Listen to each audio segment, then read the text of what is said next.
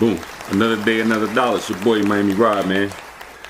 We in Rod in the Garage show again, man. Doing what we do, man. You know what it is. Talk about a little bit of everything. That's what this show is about. We're just trying to do what we do. Talk about bringing enlightenment to certain people who don't even think about some of the things we talk about.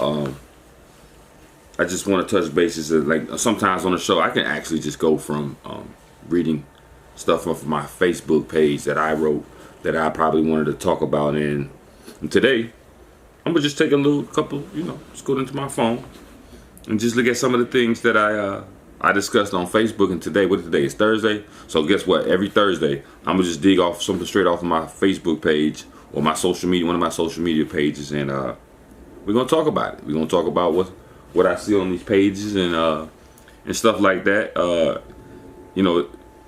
One of the things I want to talk about in particular is that it seems to be like a lot of missing children, missing people. Like, where are these people going? Like, I'm trying to figure out where all these people going. All these missing. It seems that I get a new 2 or 3, 4 people, kids, women, that are missing like every day. And I remember how important the Atlanta child murders were in Atlanta. I was here in Atlanta. I think that was in '78. I was here in '78, and when they said that Wayne Williams was doing all the killings. Now, personally, I don't believe that Wayne Williams was doing any of the killing. That's just my personal belief. You may have yours. But the fact remains is that even though Wayne Williams has been locked up, the children have never stopped missing. And so it just seems to me that the government isn't doing a big thing about these missing children or these missing people. It's up to Facebook. It looks like Facebook's doing all the work. We're sharing all the pictures and information. A lot of these people we don't know, so we're just passing information along so that maybe it's a possibility that if somebody sees one of these children, they saw them on Facebook or something like that. But I think it's a shame that the government, they locking people up for human trafficking and all this, and they're not noticing that colored people, black, brown, white people missing like every single day. Like missing in America is not a big thing anymore. It's not. I'm just telling you, it's being missing, a missing child, Amber Alert, all that shit. That's just not a big deal anymore. You just missing. That's your problem. From what I can see and how it's being handled, it's not like an emergency. I think it needs to be an executive order to looking into why all these people are missing. But at the same time, the government might be glad they're missing. Depopularize the country, so they might not be feeling that. So I think that we should look into that. Moving along, I did mention something yesterday about we have spent trillions on cancer research. Trillions of dollars have went to cancer research, and I haven't seen anything even remotely close to a cure. Nothing at all. So I'm trying to figure out if we're spending trillions. We've been spending trillions since we found out what cancer actually was. Where's the money going to? Research? Like, how much money does it cost not to have an answer for something? You're doing all this research. How much does it cost? It's like going to the barbershop. How much does it cost not to get a haircut? How much does it cost not to get an answer? How much does it cost? We're spending billions on cancer research, and we're no closer to a discovery on a remedy for it, and I don't see it. Where's the money going? I know whoever works at the cancer, whoever owns the cancer research, they doing numbers. They're working on something that they don't have to cure. If you send $10 billion to the cancer research program and they don't come up with a cure, what happened to the $10 billion for no cure? I'm just curious. If you got an answer for me on that, let me know. 770-875-5425. Holla at your boy, man. We're going to keep talking. I got a few people I just talked to a few minutes ago. They want to come in and sit down and talk with me for a second. I got a homeboy who's an author, Jeremy Wellsby. He'll be coming through. He's been writing a couple of books. He's a black author. I don't even want to say black. He's just an author. There ain't no need for me to tell you he's black. He just happens to be black. He's from Miami. We're gonna talk about what it's like growing up in Miami, and you know what's different between living here and living there. What's living in Miami taught you. I know it's taught me a lot. It's taught me how to survive everywhere. Only thing it did teach me is how to survive in the wintertime. I had to figure that out on my own. But like I said, the cancer research, man, for me,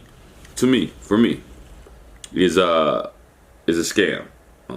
It's right up next to the federal taxes and all the state taxes and the taxes. They tax all the stuff that's just taxing you for the stuff that you already bought. That's what this is, bro. Fake. Moving right along. What else we got on here, man? I'm just strolling through Facebook. As I said before, on my page, I have nothing but missing children, and I'm a little confused as why isn't nobody really doing, like, there's no executive order on trying to find these children. That doesn't make any sense to me with that many people missing. What else I got on here? I know you don't like it from you. I know. I got on my NFL hat, got on my Dolphin hat, you know, I'm representing the Miami 305, you feel me? That's what this is. But I still got plenty to say about the NFL. The hat is just because I'm from Miami and I represent, and as a kid, I did go to the Dolphin games. I was a Dolphin fan, but as I got older, I recognized what football was, and so we're going to move right along with this. It says, the average life expectancy of an American football player, NFL football player, has been reported to be very low, merely 53 to 59 years old, depending on your position. I guess that would be the quarterback, the punter. They're the only two positions where you might not, but let's take a look at that, family.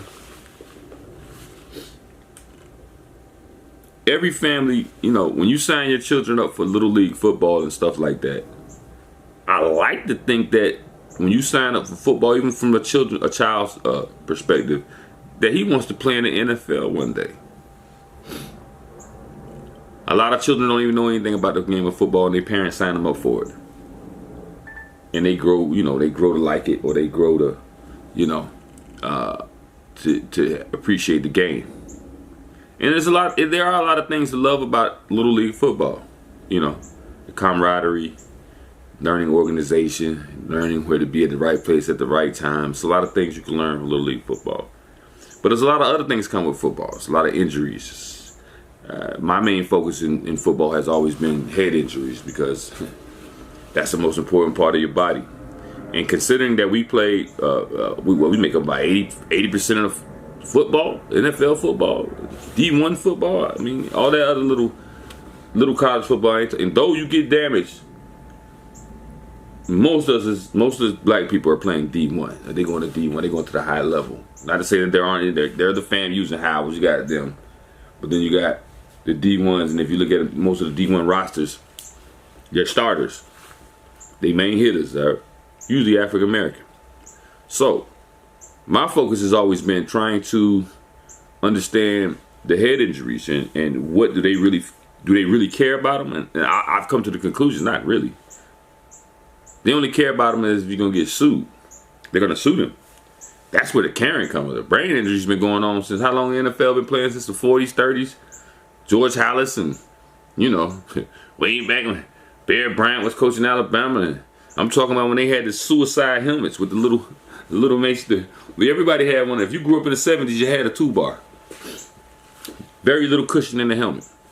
So I would imagine they've been knowing about brain problems since the 50s, 60s. Concussions, I mean, that's nothing new. That's not a new thing. And so for me to read a report that said that the average football player lives to be 53 to 59 years old. So that means parents, if you're signing your kids up for football, what you're saying to them, you don't mind them having a short life. When you sign them up for college and you tell them you want to, you encourage them on. What you're saying is you don't mind them living to be 59, because every parent, I think, has a dream that their son could be a quarterback in the NFL, a wide receiver, running back, defensive line. I got a lot of partners who got kids who play football, but they only thinking about right now. Is it possible, parents, that you could possibly think about brain damage? Is it possible if your son played defensive line, defensive tackle, guard, or center, is at any point with the research that you've done, Because the research I've done says 78% of NFL players leave with some form of brain damage and broke. The brain damage part goes to college kids as well. Little League, I saw that the development of CTE starts in Little League. So if you had all this reports, and I'm talking to my homeboys to your face. If you got all these reports, these are from doctors, nigga. Us as people, the regular people, we just put on the 10 strap, son, put it on and go on out there and not give a fuck what's happening.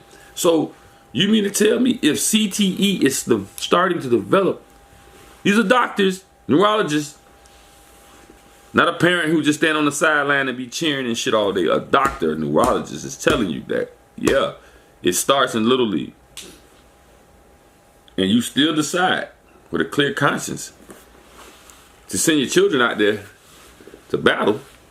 Well, I just hope that parents are prepared to be nurses, and when their kids get hurt, I hope they gonna be there, because a lot of y'all gonna need your kids gonna need them, and now everybody's not even gonna. A lot of this damage is gonna happen to them in high school and pros. Some of the most brutal games I've ever seen wasn't even on wasn't on a professional level. It was at high school. And I know that a lot of people walk around and because you can't see CTE. You know what I'm saying? You can't see brain damage. So when you see your man walking around, he played in the league for 15 years, and you think because he had on a nice polo shirt or he had on a nice pair of pants and shoes and he jumped in his Benz, that his brain ain't blanking out. I would rather my brain not be blanking out than to jump in that Benz. I would prefer my brain to be intact than jump in that Benz. I would prefer my health and my life expectancy to be 80. I have children that are 7 and 8 years old. So technically, based on NFL numbers, I should be dead right now. What about my children that I had? Is anybody thinking about the kids that if your life expectancy is 53 to 59 years old and you're an NFL player, that means you ain't finna be around your goddamn kids. You're not gonna see your grandkids. You just gonna leave them some money. If you got some money left, let's see, it says 78% of NFL players go broke or file for bankruptcy. It says it right here. Not my report. Their report, not mine. NFL reported it. ESPN reported it. They owners, they masters, if you will, reported it. And so, all I'm saying is, I'm not telling you not to put your kids in sports or anything like that. I just want you to know the facts. I don't want you to go sign your kids up for this shit. Then 20 years from now, he can't remember who the fuck you are. You know what I'm saying? They can't remember. I know he did a hell of a job on the punt return. He was a hell of a receiver. But today he drove to the front of the subdivision. He don't remember where he lived at. That's the shit I'm talking about. That's the part you're not gonna see on the NFL. That's the part that's the part of the football that I'm really into. What happens when they go into that blue tent and don't come back out? What happens when they get carted off and go to that back room? What happened to him? I want to go see his parents. And how do they feel? I would like to be able to bring some parents on. That would be my goal. Bring some parents on that son that has been ravaged by football and see what they say. Like, would they have, if they known this was going to do, if you knew, let me ask you something, parents. If you knew that your son could get paralyzed or have some type of form of brain damage later on in his life, would you still sign him up for football? That's the question of the day. If. This to all the football families. This is a question. I want to know. 770-875-5425. Holler at your boy. Let me know.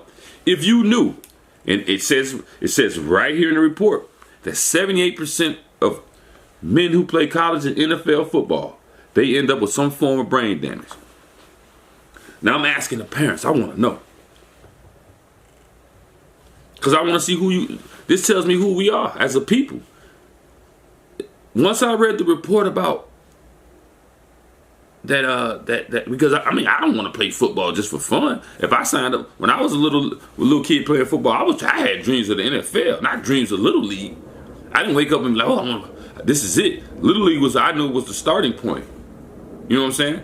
Junior high was the starting point. You had to start somewhere. So my dream was always to go to the NFL, not to play fucking Little League. My dream wasn't to play for North Dade. My dream was not to play for Northwest Boys Club.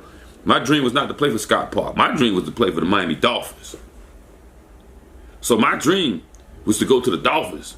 That means my dream was to get somewhere where brain damage was for certain and money was gonna be funny for certain.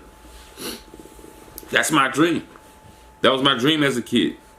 So my parents didn't do research on football. Really, no one does, except the owners. The owners do research on football because they want to know when the lawsuit coming and how to prepare for it. They knew CTA, brain damage, was a part of football, like cheerleaders did kickoff return.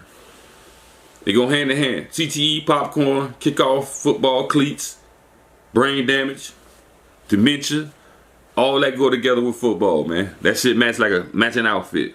So parents, I've been talking, dropping a little science, but this is my question for the day for you guys. If you know, you read the report right here, family. It's right here.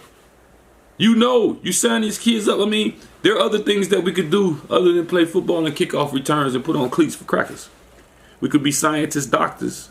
We could be engineers. We could figure out ways. We could figure out ways to how to help work on our independence. We could be You could be a politician without being part of the political system. Meaning, you could be for the people. Fuck the system. If you got the people, you can almost control the system, but it's kind of going opposite. So, you know, we just talking here. It's the Rod in the Garage Show, man. Holla at your boy, 770-875-5425. And remember, stay safe. Holla black.